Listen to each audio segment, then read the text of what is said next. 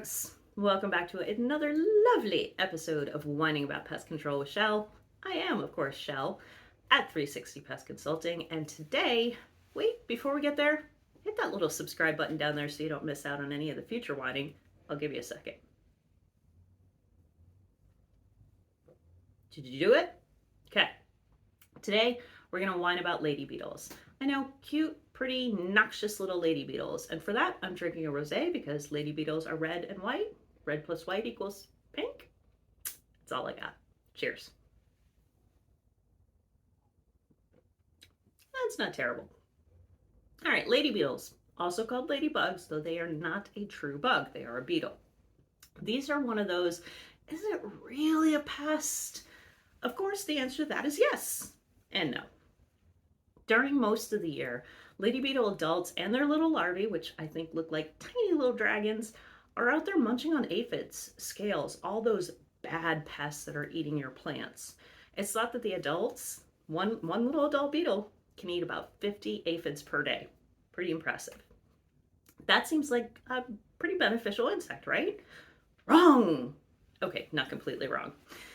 The problem is that in the autumn, as those conditions start turning cooler, those cute little adult lady beetles start looking for a nice, warm, sheltered spot to while away the winter hours, particularly that multicolored Asian lady beetle. These are the introduced species we have in the US, and these can congregate in massive numbers. So now that charming little voraciously aphid-feeding beetle that was outside is now a menacing, infesting pest that's inside the structure. It's all about the control, so let's whine about that.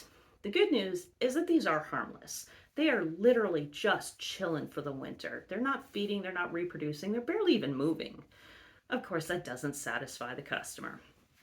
The best control method is to keep them out in the first place. Yeah, I know, easier said than done.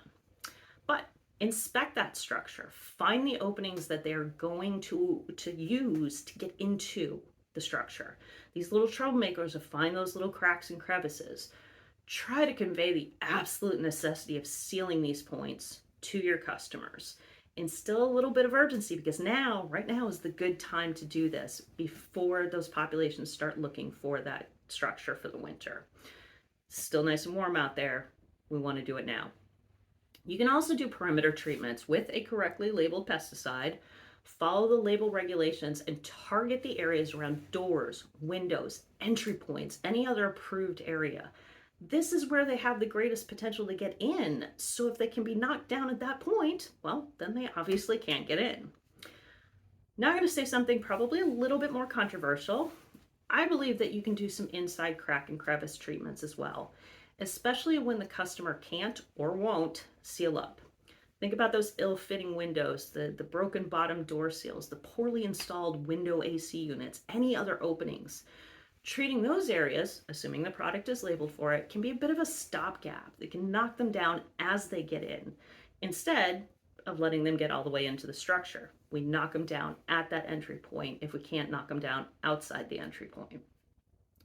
Because of this change of weather, these will tend to congregate on the south sides of building because that's where it's warmest. There's the most sun during the day, so it stays a little bit warmer on the south side. Target these areas and keep a good eye on the south side of structures. Timing of these treatments has to be right. If it's done too early, the residual is not going to hold up long enough for the lady beetles to land on it. Do it too late, and they've already gained access.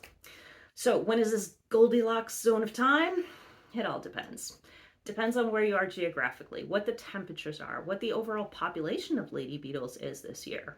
You can look back at previous years and when those fall invaders started up, but it's not a given. It may not be the same this year. And honestly, you will really only know if you succeeded in this next spring when they start to emerge and start flying to those windows trying to get out. Now we've just whined about lady beetles, but there are lots of other fall invaders we can whine about, and we will in future episodes. You can always bug me about your lady beetle issues that you're dealing with. Reach out anytime. As usual, we've posted some helpful resources down below, as well as links to our social media. Great stuff on there. And please rate, review, and subscribe so you don't miss out on any of the upcoming episodes. So until next time, here's to the lovely little lady beetles. Cheers.